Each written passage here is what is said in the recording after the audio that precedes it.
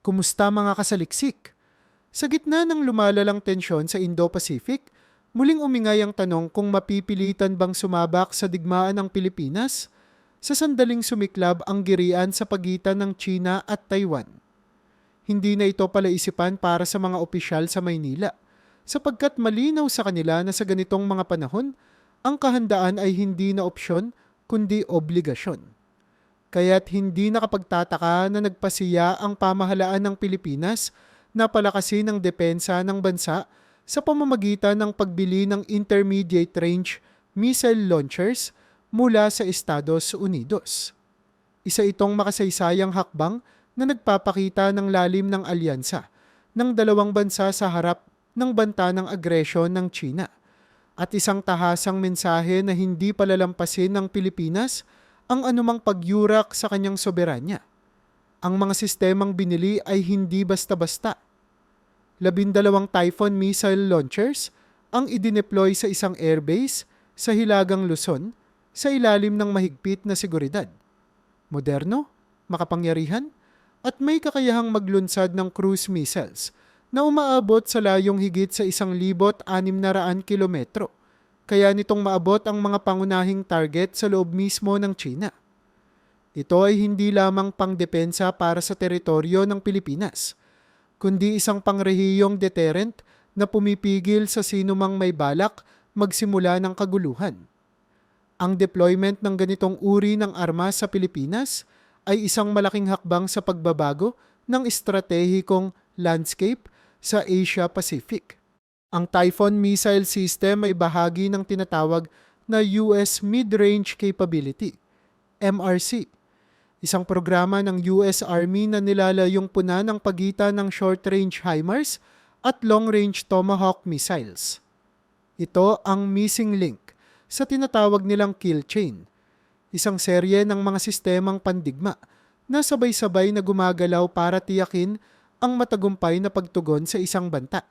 Ang Typhoon ay idinisenyo para sa flexibility at rapid deployment na lalong nagpapatibay sa kakayahan ng mga puwersa ng US at Pilipinas na rumisponde sa loob ng napakaikling panahon.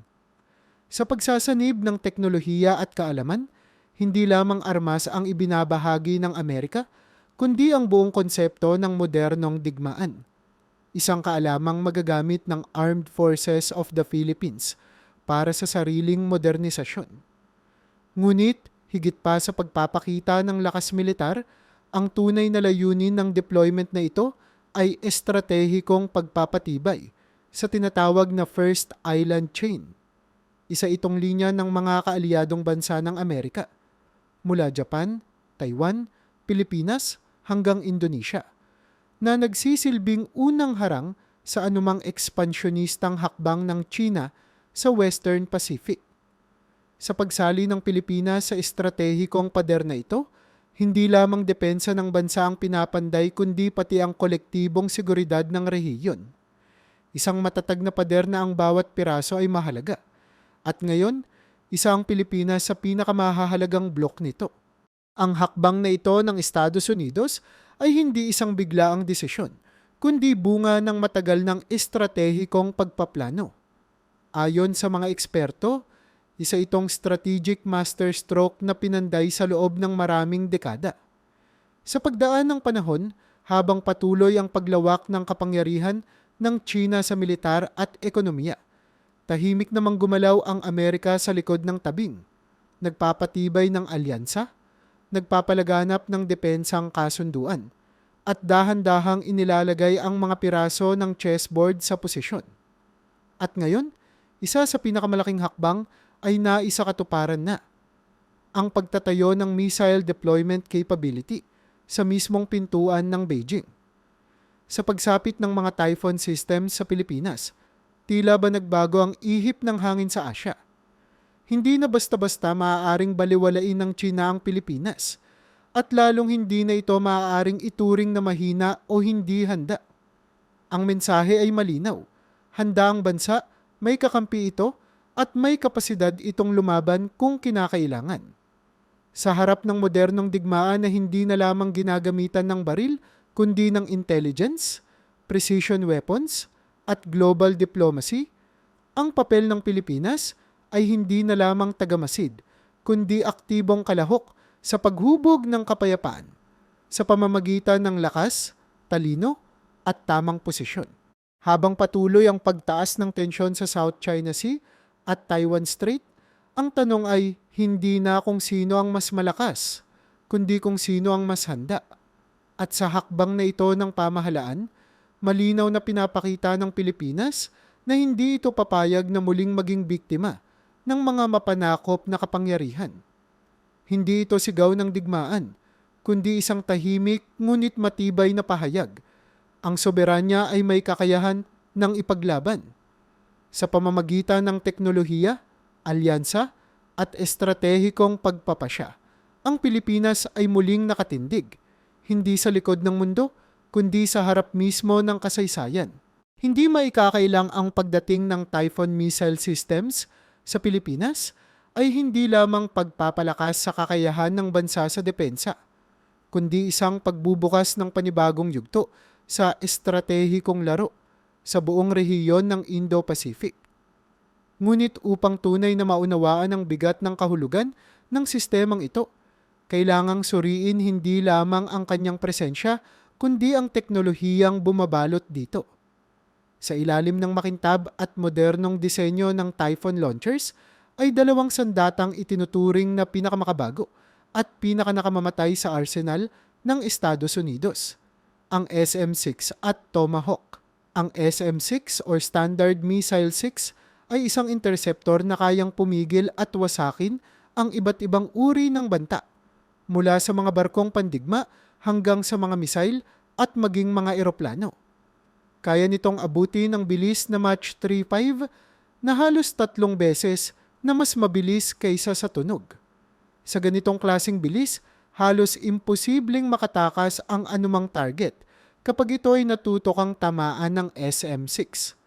Isa rin itong versatile na sandata sapagkat kaya nitong tumugon sa parehong short-range at medium-range threats na ginagawang mahalagang bahagi ng multi-layered defense system ng US at ngayon ay ng Pilipinas na rin.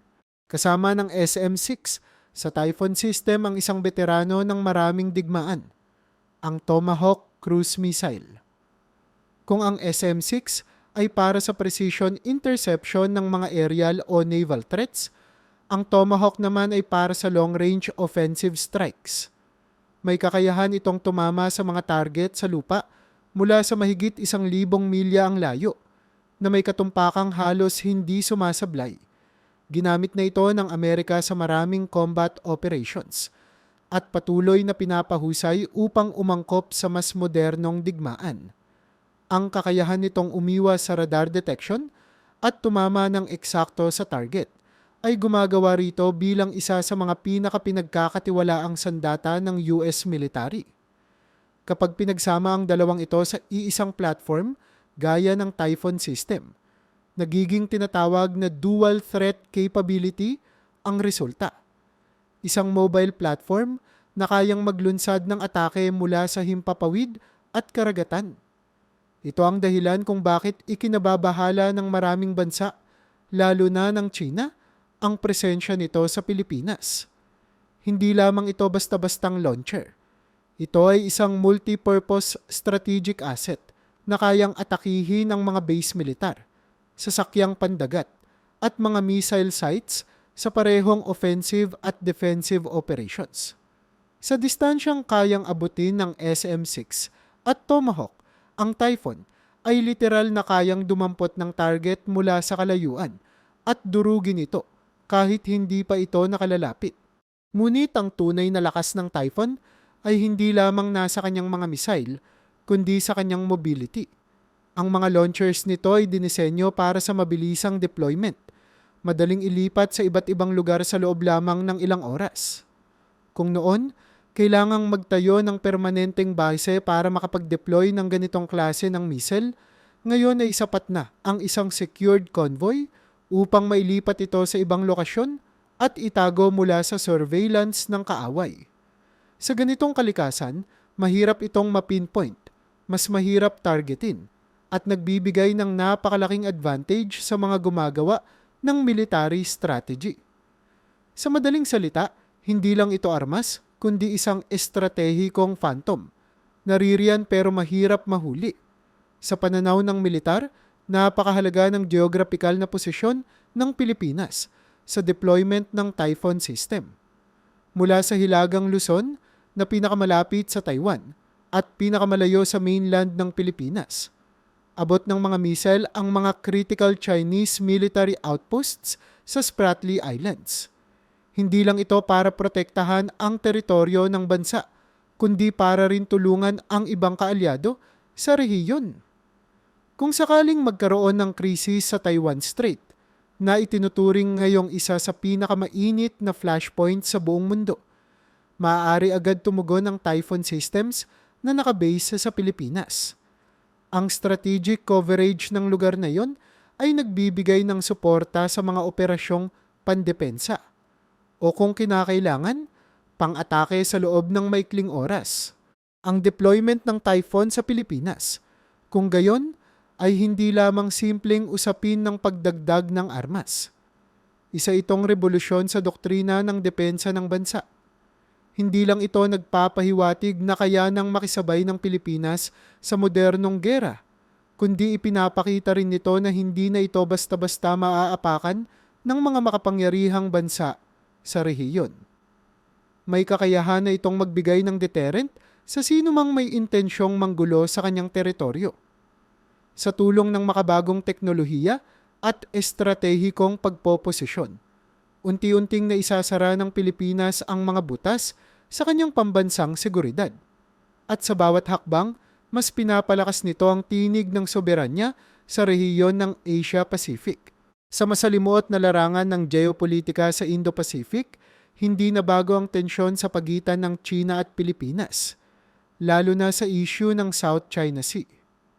Ngunit sa kasalukuyang yugto, mas lumalim pa ang alitan matapos idineploy ng Estados Unidos ang Typhoon missile systems sa Pilipinas. Hindi lamang ito simpleng pagsuporta ng Amerika sa isang kaalyado, kundi isang malinaw na pahayag ng intensyon na ang rehiyong ito ay hindi basta-basta maaaring kontrolin ng iisang kapangyarihan. Ang deployment ng Typhoon ay hindi para sa depensa lamang ng Pilipinas. Ito ay para ring lumikha ng tinatawag na no-go zone sa mga agresibong galaw ng China sa pinagtatalunang karagatan. Sa mga nagdaang buwan, mas lalong naging lantaran ang mga insidente ng panghaharas ng Chinese Coast Guard sa mga Filipino resupply mission, gamit ang water cannon at blockade tactics na hindi na lamang basta pagbabanta, kundi aktwal na pagsikil sa soberanyang Pilipino. Ang pagkakatalaga ng Typhoon system sa mga piling lokasyon ay isa ring anyo ng mapanlikhang estratehiya. Ayon sa impormasyong nakuha mula sa mga mataas na opisyal sa Manila, ilang Typhoon launchers ang inilipat sa mga tinatawag na clandestine sites o mga tagong pasilidad sa loob ng Luzon. Ang hakbang na ito ay hindi basta inilabas sa publiko.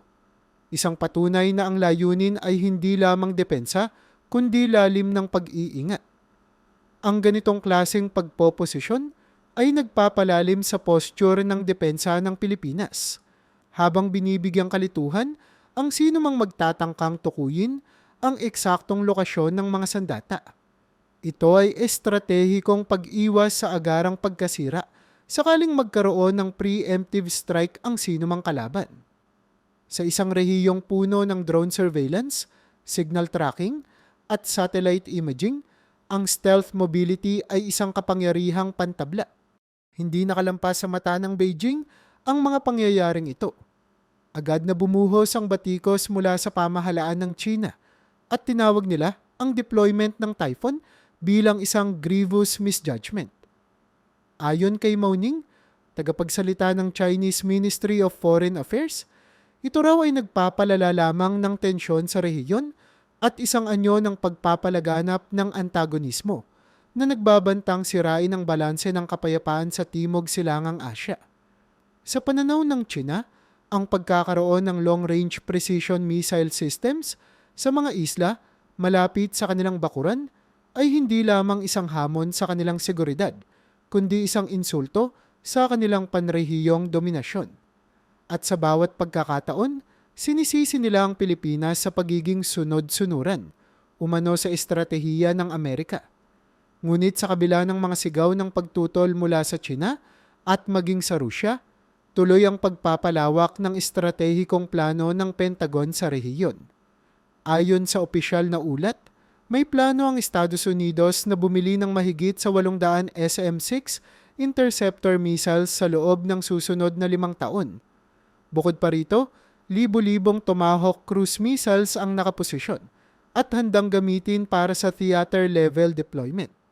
Ibig sabihin, hindi ito pansamantalang presensya kundi bahagi ng pangmatagalang estratehiya upang tiyakin ang balanseng kapangyarihan sa Indo-Pacific. Ang ganitong dami ng armas ay hindi basta para sa demonstrasyon, kundi para sa aktwal na kapasidad na ipatupad ang deterrence kung kinakailangan. Sa huli, ang deployment ng Typhoon systems ay bahagi ng isang mas malawak na grand strategy ng Amerika sa rehiyon. Isang estratehikong hakbang na hindi lamang tumutukoy sa armas, kundi pati sa diplomasya, alyansa, at panrehiyong dominasyon. Habang unti-unting isinasara ng Beijing ang distansya nito sa Taiwan at pinapalawak ang impluensya nito sa mga karatig bansa, tahimik ngunit malalim ang tugon ng Washington. Isang serye ng matitibay na alyansa, mga kasunduang militar, at sandatang sapat para i-counterbalance ang anumang banta. Sa ganitong konteksto, ang papel ng Pilipinas ay lumalaki hindi bilang isang tagasunod kundi bilang isang aktibong bahagi ng seguridad sa rehiyon. At sa bawat pag-ikot ng missile launcher, bawat deployment ng isang Tomahawk, at bawat pagsasanay ng sundalo sa bagong teknolohiya, isinusulat ang bagong anyo ng kapangyarihang panrehiyon. Isang kapangyarihang hindi lamang nakasalalay sa lakas ng armas, kundi sa tibay ng paninindigan at lalim ng pakikipag-alyansa. Ang tanong ngayon ay hindi na kung kailan babangga ang dalawang dambuhala sa rehiyon, kundi kung paano haharapin ng mga bansang nasa gitna ng banggaan ng banta sa kanilang kasarinlan. At sa harap ng lumalalim na sigalot, malinaw ang pahiwatig ng Typhoon deployment. Ang panahon ng pananahimik ay tapos na. Sa halip, ito na ang simula ng bagong anyo ng depensang hindi basta-basta matitinag, hindi basta-basta matutumbasan, isang depensang may pangil, may plano, at may paninindigan.